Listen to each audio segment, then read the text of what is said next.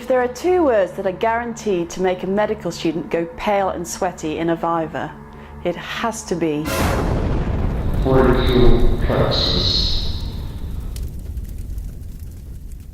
Now, the brachial plexus has caused much confusion for students for centuries.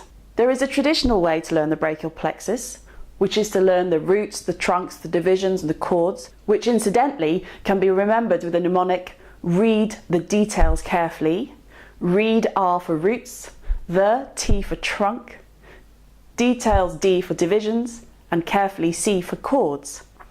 But I think when you're starting out learning the brachial plexus, it's probably more useful to just get a handle of the nerves and have a rough idea of the muscles that they supply.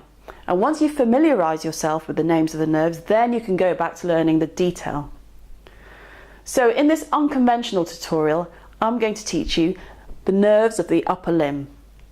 So let's start at the back. Let's look for associations, and I tend to group muscles together.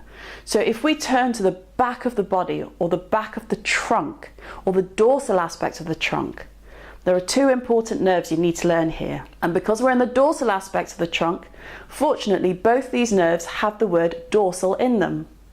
First up is the dorsal scapular nerve. Now this is at the upper part of the trunk, and unsurprisingly there are three muscles here that attach to the back of the scapula. From top down, these are levator scapulae, rhomboid minor and rhomboid major. So this is the dorsal scapular nerve. Moving slightly further down the trunk, there's one big broad muscle, the latissimus dorsi, and this has a single nerve supply, and again it has the words trunk and dorsal in it. It's the thoracodorsal nerve. So what could be easier? Now moving around the trunk to the side, there's a muscle that literally wraps itself around the ribs or wraps itself around the side of the thoracic cage. And this nerve also has the word thoracic in it. The muscle is serratus anterior, and the nerve is the long thoracic nerve of Bell. And you may well ask yourself, who was Bell? Well, it's actually named after Sir Charles Bell, who in 1824 became the first professor of anatomy at the Royal College of Surgeons of England. So now if we move to the front of the trunk, there's a big muscle on the front, the pectoralis major. So if you think pectoralis major, always think pectoralis minor. Now these two muscles are supplied by two nerves that both have the word pectoral in them. They are in fact the lateral pectoral nerve and the medial pectoral nerve. Now before we strip away these superficial muscles, there's always one muscle that gets forgotten, and that is the subclavius. And the nerve to the subclavius is in fact called the nerve to subclavius. So an easy one to remember, but it always gets forgotten. So if we move round to the back of the trunk again and strip away the superficial muscles, we get down to the rotator cuff muscles. Now on the back or the dorsal aspect of the scapula, there are two muscles, the supraspinatus above the spine of the scapula and the infraspinatus below the spine of the scapula. And these are supplied by the same nerve, the suprascapular nerve. In front of the scapula is subscapularis, and this is a big powerful muscle, so big and so powerful in fact that it has two nerves that supply it, the upper and the lower subscapular nerves. And the lower subscapular nerve actually supplies another muscle, and this muscle is the teres major. And you may find that unusual and think, why is it doing that? But if you look at the position of the muscles, you'll notice that teres major actually runs directly below subscapularis. So it kind of makes sense.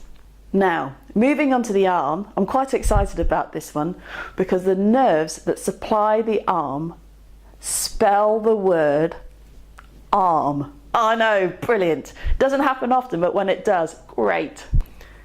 A is for axillary, which supplies a deltoid, which gives the shoulder that lovely rounded shape. It also actually supplies teres minor, which is the fourth rotator cuff muscle that we haven't mentioned yet. R in arm is for radial, which supplies the posterior compartment, which is the triceps. And M is for the anterior compartment, which is supplied by the musculocutaneous nerve.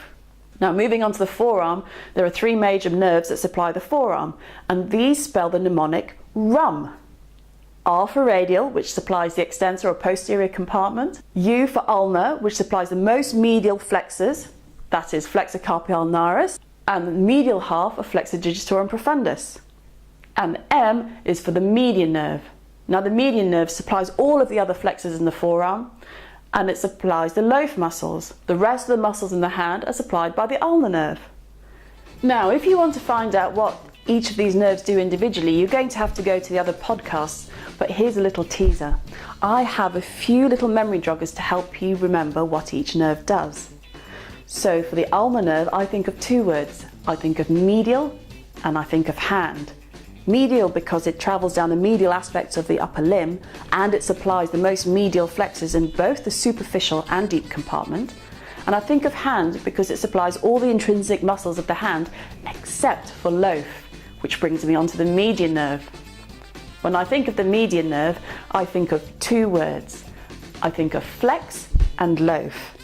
Flex because it supplies all the other flexors in the forearm, and loaf because it supplies the loaf muscles, which are the lateral two lumbricals, opponens pollicis, abductor pollicis brevis, and flexor pollicis brevis. And finally, for the radial nerve, I think of three words for this one. I think of radiating, I think of extending, and I think of posterior. Radiating because the radial nerve supplies all the muscles in the posterior aspect of the upper limb. Extending because these are the muscles that extend the forearm and the wrist. And posterior because it supplies all of the muscles in the posterior compartment of the arm and the posterior compartment of the forearm. And it supplies the skin on the posterior aspect of the arm, forearm and hand. So there you have it, a slightly unusual way of looking at the brachial plexus, but I think this is quite useful when you're starting out. Let me know what you think.